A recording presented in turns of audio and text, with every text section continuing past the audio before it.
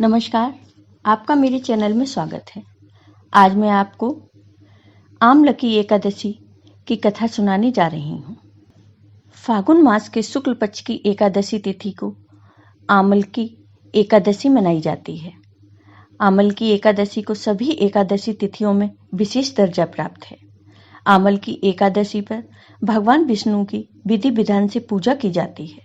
शास्त्रों के अनुसार इस दिन आंवले का उपयोग करने से भगवान श्री हरि विष्णु अत्यंत प्रसन्न होते हैं।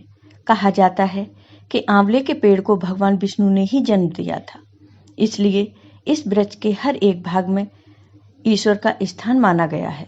ये एकादशी होली से पहले आती है। एक बार मानधाता जी ने वशिष्ठ जी से प्रार्थना की, हे ऋषिवर, यदि आप मुझ पर प्रसन्न हैं, मुझ पर यदि आपकी कृपा है, तो आप कृपा करके मुझे ऐसा व्रत बतलाइए जिसका पालन करने से मुझे वास्तविक कल्याण की प्राप्ति हो।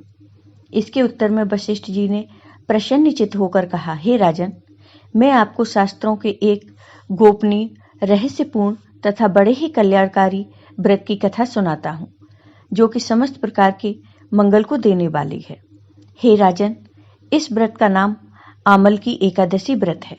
यह व्रत बड़े बड़े पापों का नाश करने वाला, 1000 गाय दान के पुण्य का फल देने वाला एवं मोक्ष प्रदान करने वाला है। पुराने समय के वैदिश नाम के नगर में ब्राह्मण, क्षत्रिय, वैश्य तथा शूद्र वर्ण के लोग बड़े ही सुखपूर्वक निवास करते थे। वहां के लोग स्वाभाविक रूप से स्वस्थ तथा हृष्ट-पुष्ट थे। हे राजन, उस नगर में कोई भी मनुष्य पापात्मा अथवा नास्तिक नहीं था। इस नगर में जहां तहां वैदिक कर्म का अनुष्ठान हुआ करता था। वेद ध्वनि से यह नगर गूंजता ही रहता था। उस नगर में चंद्रवंशी राजा राज करते थे। इसी चंद्रवंशीय राजवंश में एक चैत्ररथ नाम के धर्मात्मा राजा ने जन्म लिया। यह राजा बड़ा पराक्रमी, सूरवीर, धनवान, भाग्यवान तथा शास्त्रज्ञ भी था। इस राजा के राज्य में प्रजा को बड़ा ही सुख था। यहाँ की सारी प्रजा विष्णु भक्ति परायण थी। सभी लोग एकादशी का व्रत करते थे। इस राज्य में कोई भी दरिद्र अथवा कृपण नहीं देखा जाता था। इस प्रकार प्रजा के साथ राजा अनेकों वर्षों तक सुखपूर्वक राज करते रहे। एक बार फागुन शुक्ल पक्षी द्वादशी संयुक्त आमलकी एकादशी आ गई। यह एकादशी महाफल देने वाली है। ऐसा जानकर नगर के बालक, वृद्ध, युवा, स्त्री व पुरुष तथा स्वयं राजा ने भी सब परिवार इस एकादशी व्रत का पूरे नियमों के साथ पालन किया। एकादशी वाले दिन राजा प्रातःकाल नदी में स्नान आदि समाप्त कर समस्त प्रजा के साथ उसी नदी के किनारे पर बने भगवान श्री विष्णु के मंदिर में जा पहुंचे। उन्होंने वहां दिव्य गंध, सुवासित जलपूर्ण कलश, छत्र, वस्त्र, पादुका आदि पंचरत्नों के द्वारा सुसज्जित करके भगवान की स्थापना की। इसके बाद धूप दीप प्रज्वलित करके आमल की अर्थात आंवले के साथ भगवान श्री परशुराम जी की पूजा की और अंत में प्रार्थना की कि हे परशुराम, हे रेणुका के सुख वर्धक, हे मुक्ति प्रदाता, आपको नमस्कार है। हे आमलकी, हे ब्रह्मपुत्री, हे धात्री, हे पापनाशिनी, आपको नमस्कार। आप मेरी पूजा स्वीकार करें। इस प्रकार राजा ने अपनी प्रजा के व्यक्तियों के साथ भगवान श्री विष्णु एवं भगवान श्री परशुराम जी की पवित्र चरित्र गाथा श्रवण, कीर्तन व स्मरण करते हुए तथा एकादशी की महिमा सुनते हुए रात्रि जागरण भी किया। उसी शाम एक शिकारी शिकार करता हुआ वहां आ पहुंचा। जीवों की हत्या करके ही वह दिन व्यतीत करता था। दीप मालाओं से सुसज्जित तथा बहुत से लोगों द्वारा इकट्ठे होकर हरि कीर्तन करते हुए रात्रि जागरण करते देखकर शिकारी सोचने लगा कि यह सब क्या हो रहा है।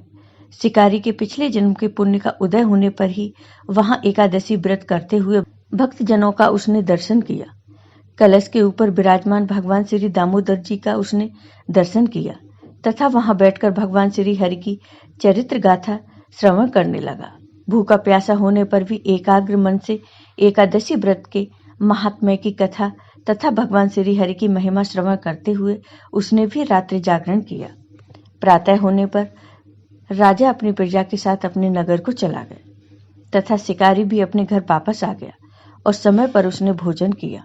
कुछ समय बाद उस शिकारी की मृत्यु हो गई तो अनायास एकादशी व्रत पालन करने तथा एकादशी तिथि में रात्रि जागरण करने के प्रभाव से उस शिकारी ने दूसरे जन्म में विशाल धन संपदा, सेना, सामंत, हाथी, घोड़े, रथों से पूर्ण जयंती नाम की नगरी के विदुरथ नामक राजा के यहाँ पुत्र के रूप में जन्म लिया। वह सूर्य के समान पराक्रमी, पृथ्वी के समान क्षमाशील, धर्मनिष्ठ, सत्यनिष्ठ एवं अनेकों सद्गुणों से युक्त होकर भगवान विष्णु की भक्ति करता हुआ तथा 1,00,000 गांव का आधिपत्य करता हुआ जीवन बिताने लगा। वह बड़ा दानी भी था। इस जन्म में इसका नाम वशुरथ था। एक बार वह शिकार करने के लिए वन में गया और मार्ग में भटक गया। वन में घूमते घूमते थका हारा, प्यासे व्याकुल होकर अपनी बाहों का तकिया बनाकर जंगल में सो गया। उसी समय पर्वतों में रहने वाले मलेच्छ यवन सोए हुए राजा के पास आकर राजा की हत्या की चेष्टा करने लगे। वे राजा को शत्रु मानकर उनकी हत्या करने पर तुले थे। उन्हें कुछ ऐसा भ्रम हो गया था कि ये वही व्यक्ति है जिसने हमारे माता पिता, पुत्र पौत्र आदि को मारा था। इसी के कारण हम जंगल में खाक छान रहे हैं। किंतु आश्चर्य की बात कि उन लोगों द्वारा फेंके गए अस्त्र शस्त्र राजा को न लगकर उसके इर्द गिर्द ही गिरते गए। राजा को खरोंच तक नहीं आई। जब उन लोगों के अस्त्र शस्त्र समाप्त हो गए तो वे सभी भयभीत हो गए तथा एक कदम भी आगे नहीं बढ़ा सके। तब सभी ने देखा कि उस समय राजा के शरीर के दिव्य गंध युक्त अनेकों आभूषणों से आभूषित एक परम सुंदरी देवी प्रकट हुई। वह भीषण भ्रकुटी युक्ता क्रोधित नेत्रा देवी क्रोध से लाल पीली हो रही थी। उस देवी का यह स्वरूप देखकर सभी यवन इधर उधर दौड़ने लगे, परंतु उस देवी ने हाथ में चक्र लेकर एक क्षण में ही सभी मलेच्छों का वध कर डाला। जब राजा की नींद खुली तथा उसने यह भयानक हत्याकांड देखा तो वह आश्चर्यचकित हो गया, साथ ही भयभीत भी हो गया। उन भीषण आकार वाले मलेच्छों को मरा देखकर राजा विस्मय के साथ सोचने लगा कि मेरे इन शत्रुओं को मारकर मेरी रक्षा किसने की। यहाँ मेरा ऐसा कौन हितैषी मित्र है? जो भी हो, मैं उसके इस महान कार्य के लिए उसका बहुत बहुत धन्यवाद करता हूँ। उसी समय आकाशवाणी हुई कि भगवान विष्णु को छोड़कर भला शरणागत की रक्षा करने वाला और है ही कौन। अतः शरणागत रक्षक, शरणागत पालक श्री हरि ने ही तुम्हारी रक्षा की है। राजा उस आकाशवाणी को सुनकर प्रसन्न तो हुआ, साथ ही भगवान श्री हरि के चरणों में अति कृतज्ञ होकर भगवान का भजन करते हुए अपने राज्य में वापस आ गया और निष्कंटक राज्य करने लगा। वशिष्ठ जी कहते हैं, हे राजन, जो मनुष्य इस आमल की एकादशी व्रत का पालन करते हैं वह निश्चित ही विष्णु लोक की प्राप्ति कर लेते हैं। अब सुनिए इस व्रत की पूजा विधि। आमल की एकादशी व्रत के पहले दिन व्रती को दशमी की रात्रि में एकादशी व्रत के साथ भगवान विष्णु का ध्यान करते हुए सोना चाहिए। आमल की एकादशी के दिन सुबह स्नान करके भगवान विष्णु की प्रतिमा के समक्ष हाथ में तिल, कुश, मुद्रा और जल लेकर संकल्प करें कि मैं भगवान विष्णु की प्रसन्नता एवं मोक्ष की कामना से आमल की एकादशी का व्रत रखता हूँ। मेरा यह व्रत सफलतापूर्वक पूरा हो, इसके लिए श्री हरि मुझे अपनी शरण में लें।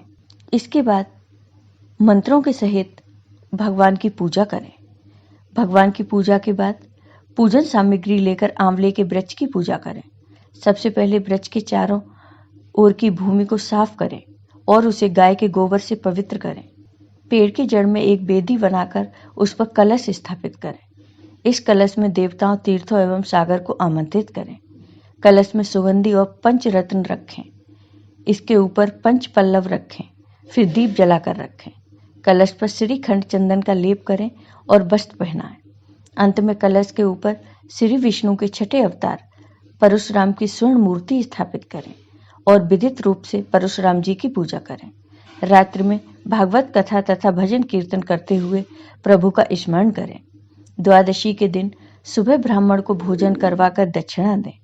साथ ही परशुराम की मूर्ति सहित कलश ब्राह्मण को भेंट करें। इस क्रियाओं के पश्चात पारायण करके अन्न जल ग्रहण करें। आपको ये वीडियो पसंद आया हो तो लाइक कीजिए, शेयर कीजिए और मेरे चैनल को सब्सक्राइब कीजिए। साथ ही बेल आइकन पर क्लिक जरूर कीजिए जिससे हमारे वीडियो के नोटिफिकेशन आपको मिलते रहें। धन्यवाद।